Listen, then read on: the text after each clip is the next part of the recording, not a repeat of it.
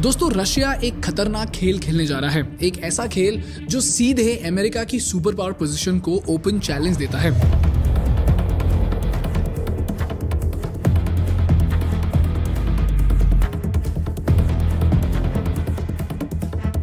President Trump turning up the heat on Vladimir Putin this morning. He says Vladimir Putin is playing with fire. I think Russia's going to be in big trouble. Tensions between the United States and Russia have dramatically escalated, and now a Russian official is talking about the possibility of World War III. President Trump is clearly frustrated at Russian President Vladimir Putin. I don't like what Putin is doing, not even a little bit. And something happened to this guy, and I don't like it.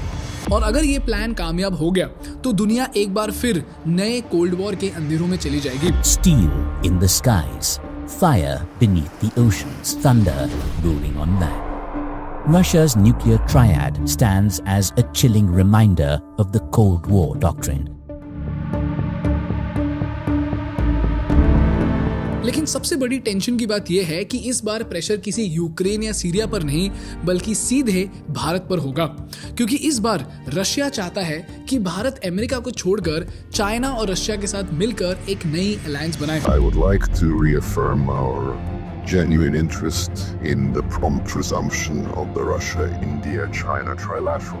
And Russian Foreign Minister Sergei Lavrov has proposed the revival of the Russia-India-China RIC trilogue. It's been dormant since 2020. And why is that? Because India and China were in a standoff in 2020. China provoked India at the Galwan Valley in Ladakh. After that, ties between New Delhi and Beijing were frozen, and so was this trilateral. और जरा सोचिए, ये तीन देश मिलकर दुनिया का 22% GDP और 36% पॉपुलेशन रिप्रेजेंट करते हैं।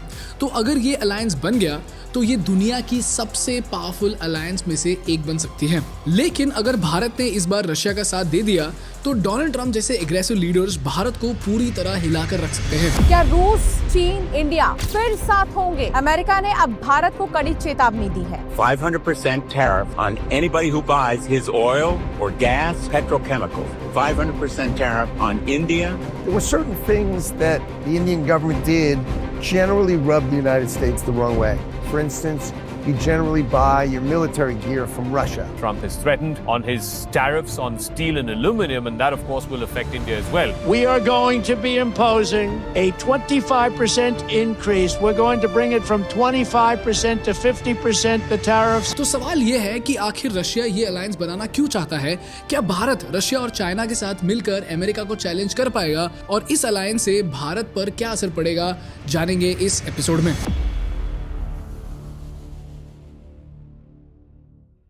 दोस्तों, आपने काफी सारे कोर्सेज देखे होंगे जो कहते हैं कि हम आपको इन्वेस्टमेंट, मनी मैनेजमेंट और पैसा ग्रो करना सिखाएंगे, लेकिन इन कोर्सेज का प्राइस काफी हाई होता है और इनमें कुछ नया सीखने को नहीं मिलता। इसीलिए ज़ेरोधा ने एक जबरदस्त इनिशिएटिव शुरू किया है जिससे वो हर किसी को इंडिया में फ्री फाइनेंशियल एजुकेशन देना चाहते हैं। वार्सिटी लाइफ इंडिया का पहला लर्न बाय डूइंग एक्सपीरियंस है जो आपको अपने वेल्थ को ग्रो करने में मदद करेगा। तो आज ही रजिस्टर करो इस हफ्ते के फ्री क्लास के लिए। The link is in the description.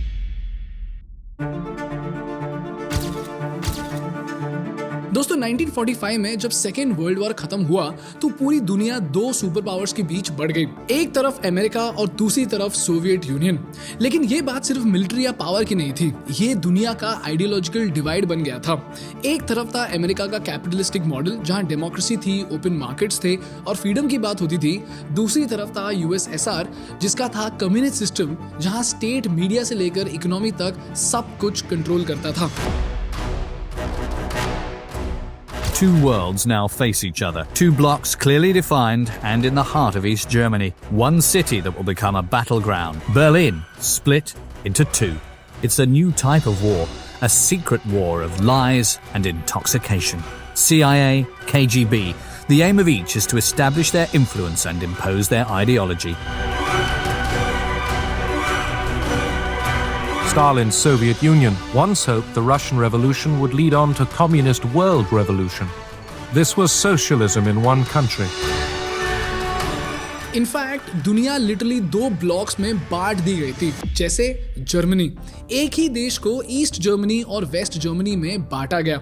East Germany USSR के कंट्रोल में था और वेस्ट जर्मनी अमेरिका, यूके और फ्रांस के कंट्रोल में था। उसी तरह कोरिया को ऐसा बांटा गया कि नॉर्थ कोरिया सोवियत इन्फ्लुएंस के कंट्रोल में था और साउथ कोरिया अमेरिका के कंट्रोल में था। और हर छोटा बड़ा देश या तो अमेरिका के साथ था या यूएसएसआर के साथ। इनफैक्ट भारत भी उस समय यूएसएसआर के साथ था। लेकिन दोस्तों, जब दुनिया 2 सुपर पावर्स के बीच बांट दी गई तब डर सिर्फ टैंक्स और गन्स का नहीं था, सबसे बड़ा डर था न्यूक्लियर वेपन्स का।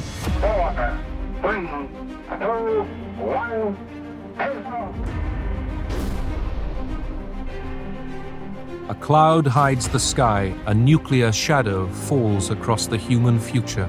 The nuclear arms race began in 1945. Atomic bombs were dropped on the Japanese cities of Hiroshima and Nagasaki.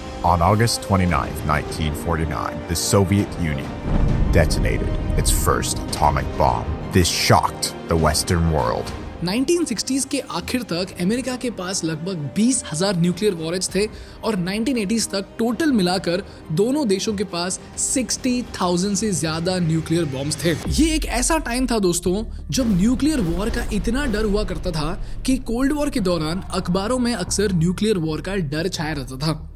लेकिन फिर एक दिन एक ऐसी घटना हुई जिसने पूरी दुनिया के नक्शे को बदल दिया। 26 दिसंबर 1991 को सोवियत यूनियन टूटकर 15 अलग अलग रिपब्लिक्स में बंट गया। सोवियत यूनियन के टूटने के बाद रशिया और उसके आसपास के देशों की हालत इतनी खराब हो गई कि लोगों के पास खाने तक के पैसे नहीं थे और रिसर्च सेंटर्स फंड के बिना बंद होने लगे और देश की इकोनॉमी अंदर से टूटने लगी। The country cracks under the pressure. After 40 years of oppression, 15 new states have been struggling to find their place in the world order.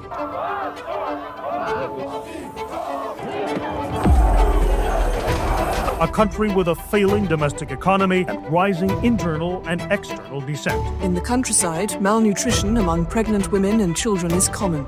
Most were leaving behind everything, their home, their jobs, some even their families for a new life in the West. और इस collapse के बाद पूरी दुनिया में सिर्फ एक ही super power बचा था जिसका नाम था यूनाइटेड स्टेट्स ऑफ अमेरिका। अब ये नंबर्स देखिए, 1992 में अमेरिका का जीडीपी था $6.5 ट्रिलियन और रशिया इतना पीछे था कि रशिया का जीडीपी अमेरिका से 10 गुना कम $460 बिलियन पर अटक चुका था। उसके साथ साथ अमेरिका इतने सारे देशों में अपने मिलिट्री बेसिस बनाने लगा कि आज अमेरिकन मिलिट्री के 750 बेसिस 80 कंट्रीज में फैले हुए हैं और मैकडॉनल्ड्स, माइक्रोसॉफ्ट और गूगल जैसी बड़ी बड़ी कंपनीज पूरी दुनिया पर अपना कंट्रोल जमाने लगे। और उस समय रशिया की एक भी कंपनी दुनिया के टॉप 500 कंपनीज में भी नहीं थे। लेकिन दोस्तों, रशिया में एक मास्टर स्ट्रेटेजिस्ट था जिसका नाम था येवगेनी प्रिमाकोव। कोल्ड वॉर के बाद जब रशिया अपने कोलैप्स से उठ रहा था तो इसी आदमी ने एक जबरदस्त प्लान बनाया, एक ऐसा प्लान जो रशिया को वापस ग्लोबल मैप पर लेकर आ सकता था और इस विजन को नाम दिया गया Primakov doctrine. Russia was in a state of political decay. The country was still in a deep economic crisis. However, Primakov was aware that Russia was unable to compete with the US on an equal footing. Therefore, he proposed that Russia should ally with China and India in the game for a new multipolar world. If such a triple alliance were actually created, Russia could take on the role of an indispensable player who could effectively torpedo Washington's unilateral moves in the international arena. One with a single global power center is almost devoid of the risk of a global conflict. Thus, in the second half of the 1990s, the Primakov Doctrine was developed. और इस doctrine के 3 solid objectives थे। Number 1, Russia चाहता था कि अपने पड़ोसियों को अपने इन्फ्लुएंस में रखे। रशिया नहीं चाहता था कि उसके आसपास के देश जैसे यूक्रेन, जॉर्जिया और कजाकिस्तान अमेरिका या नेटो के इन्फ्लुएंस में चले जाएं। जिन्हें नहीं पता उन्हें बता दें कि नेटो का फुल फॉर्म है नॉर्थ अटलांटिक ट्रीटी ऑर्गेनाइजेशन और ये 32 कंट्रीज का एक अलायंस है जिसका ये मानना है कि अगर इन 32 कंट्रीज में से किसी पर भी अटैक हो तो सारे देश एक साथ मिलकर उस देश को डिफेंड करेंगे। और अमेरिका ने ऐसा एनवायरनमेंट बनाया कि रशिया के आसपास के कई सारे देश नेटो के पार्ट बनने लगे। एस्टोनिया, लातविया, पोलैंड और यहाँ तक कि फिनलैंड भी नेटो का हिस्सा बन गया। उसी तरह यूएस ने रशिया के चारों तरफ मिलिट्री प्रेजेंस बढ़ाकर रशिया को स्ट्रेटेजिक तौर पर घेर लिया। इसीलिए रशिया यूक्रेन और जॉर्जिया जैसे देशों को अपने इन्फ्लुएंस में रखना चाहता है ताकि ये देश नेटो जैसे वेस्टर्न अलायंसेस का हिस्सा ना बने। तो प्रीमाकोव डॉक्ट्रिन का दूसरा ऑब्जेक्टिव था नेटो का एक्सपेंशन रोकना और इसका तीसरा ऑब्जेक्टिव था चाइना के साथ दोस्ती बनाना, क्योंकि रशिया और चाइना दोनों मिलकर अमेरिका और बाकी वेस्टर्न कंट्रीज के इन्फ्लुएंस को चैलेंज कर सकते हैं। क्यों? क्योंकि रशिया के पास है दुनिया के सबसे बड़े नेचुरल रिजर्व्स, दुनिया का सबसे बड़ा न्यूक्लियर आर्सेनल और सीरिया, यूक्रेन और जॉर्जिया जैसे कॉन्फ्लिक्ट जोन्स में मिलिट्री एक्सपीरियंस। और चाइना के पास क्या है? चाइना के पास है दुनिया की सेकेंड लार्जेस्ट इकोनॉमी, सबसे बड़ी manufacturing hub, AI, 5G, surveillance और EVs में टेक लीडरशिप और ग्लोबल सप्लाई चेन में एक डोमिनेंट पोजीशन। और जब ये दोनों देश मिलते हैं तो रशिया देता है एनर्जी, वेपन्स और न्यूक्लियर स्ट्रेंथ और चाइना देता है पैसे, मार्केट्स और मैन्युफैक्चरिंग की ताकत।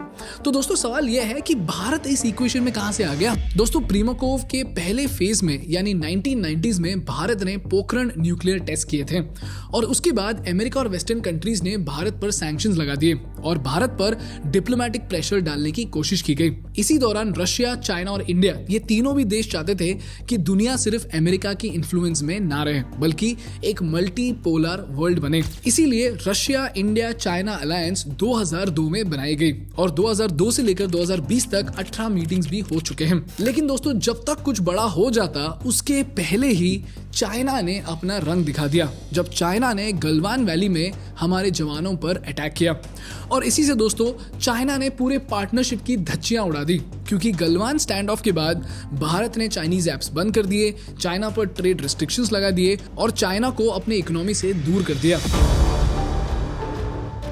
Scenes of protesters setting Chinese-made goods on fire and calls to boycott Chinese products have resonated across India since 20 Indian soldiers were killed in mid-June in a clash with Chinese troops. It is now the state that is leading the charge against the Chinese Communist Party and the Chinese government. A whole host of Chinese apps have been delisted by the Indian government. These apps will no longer be legal in this country. Prominent Indian Traders Organization has called on shops to replace a range of Chinese goods on their shelves over the next 18 months. In fact, Galwan के बाद China ने अरुणाचल प्रदेश को south Tibet कहकर claim करना शुरू कर दिया, जिसकी वजह से भारत और चाइना के संबंध और भी बिगड़ गए। तो भारत को यह समझ आ गया कि चाइना ना दोस्ती के लायक है ना भरोसे के लायक। तो भारत ने क्या किया? भारत ने देखा कि अगर चाइना जैसे एग्रेसिव देश को काउंटर करना है तो हमें चाहिए एक स्ट्रॉन्ग, रिलायबल, स्ट्रेटेजिक पार्टनर। और रशिया के अलावा सिर्फ यूनाइटेड स्टेट्स ऑफ अमेरिका ही भारत को चाइना के अगेंस्ट प्रोटेक्ट कर सकता है। तो गलवान के बाद भारत और अमेरिका के रिश्ते और भी अच्छे होने लगे। इनफैक्ट भारत, अमेरिका, ऑस्ट्रेलिया और जापान ये चारों देशों ने एक अलायंस बनाया जिसका नाम है क्वाड यानी क्वाड्रिलैटरल सिक्योरिटी डायलॉग। अब सवाल यह है कि क्वाड से भारत को क्या मदद मिलती है? दोस्तों भारत को मदद मिलती है मिलिट्री सपोर्ट और जॉइंट एक्सरसाइजेस की। फॉर एग्जांपल 2020 के बाद बे ऑफ बंगाल और साउथ चाइना सी में भारत, अमेरिका, जापान और ऑस्ट्रेलिया की जॉइंट वॉरशिप्स ड्रिल हुई। यानी अगर कल को चाइना ने कॉन्फ्लिक्ट शुरू किया तो भारत अकेला नहीं होगा। इसका दूसरा फायदा है स्ट्रेटेजिक इंटेलिजेंस शेयरिंग, जिसमें अमेरिका और जापान जैसे देश भारत के साथ real time satellite data, naval tracking और साइबर इंटेलिजेंस शेयर करते हैं। इससे हम चाइना के मूवमेंट्स पर नजर रख पाते हैं। और इसका तीसरा फायदा है इकोनॉमिक एंड टेक्नोलॉजिकल कोलैबोरेशन, क्योंकि क्वाड के अंदर भारत को मिला है semiconductor supply chain access, 5G tech और क्लीन एनर्जी के लिए इन्वेस्टमेंट्स। इसीलिए दोस्तों अगर भारत को चॉइस दिया जाए कि RIC या क्वाड में से एक को प्रायोरिटाइज करे तो भारत ऑब्वियसली क्वाड को ही प्रायोरिटी देगा। और जहां तक सवाल है रशिया का, रशिया के साथ हमारे रिलेशंस अच्छे हैं और होने भी चाहिए, क्योंकि रशिया हमेशा से एक ट्रस्टेड डिफेंस पार्टनर रहा है। लेकिन चाइना हमेशा भारत के लिए एक थ्रेट रहा है। और अफसोस की बात यह है कि चाइना और इंडिया दोनों भी अगर हाथ मिला लें तो दोनों भी देश इतने पावरफुल बन सकते हैं कि कोई सोच भी नहीं सकता।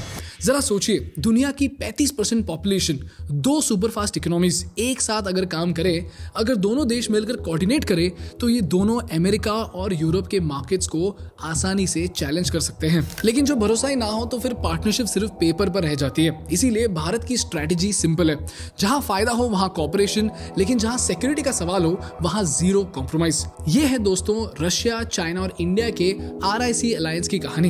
एंड बाय द वे, इसमें सोचने वाली बात यह है कि क्वाड के होते हुए भी इंडिया पाकिस्तान कॉन्फ्लिक्ट एस्केलेशन के वक्त किसी ने हमारा साथ नहीं दिया। चाइना तो ठीक है, लेकिन क्या हमारे वेस्टर्न पावर सच में हमारी मदद करेंगे या ये सिर्फ एक दिखावा है?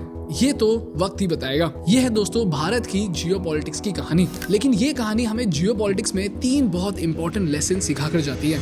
Lesson number 1, trust decides alliances and not just trade और हिस्ट्री। चाहे चाइना के साथ $100 बिलियन का ट्रेड हो, चाहे रशिया से पुराना डिफेंस रिश्ता हो, भारत सिर्फ उसी के साथ खड़ा रहेगा जिसके ऊपर भरोसा हो। Lesson number 2, India doesn't blindly follow any global bloc, neither the west nor the east. RIC और क्वाड दोनों के साथ टाइज होने के बावजूद इंडिया अपनी पॉलिसी सिर्फ अपने नेशनल इंटरेस्ट के बेसिस पर डिसाइड करता है। इसे कहते हैं multi alignment with purpose. And last and most importantly, हमेशा याद रखना दोस्तों, जियोपॉलिटिक्स में अलायंसेस सिर्फ नंबर से नहीं, नियत से बनते हैं। आज RIC के पास है 22% ग्लोबल GDP, 36% पॉपुलेशन और वर्ल्ड के top military plus tech powers. लेकिन चाइना के एग्रेसिव एक्शंस ने RIC की क्रेडिबिलिटी को डिस्ट्रॉय कर दिया है। इसीलिए रशिया और भारत दोनों भी कुछ बड़ा नहीं कर पा रहे। इससे रशिया का भी नुकसान है और भारत का भी। तो सवाल यह है कि आगे होगा क्या?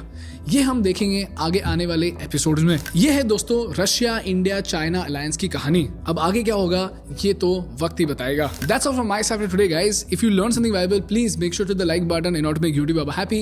And for more such insightful business and geopolitical case studies, please subscribe to our channel. Thank you so much for watching. I will see you in the next one. Bye bye.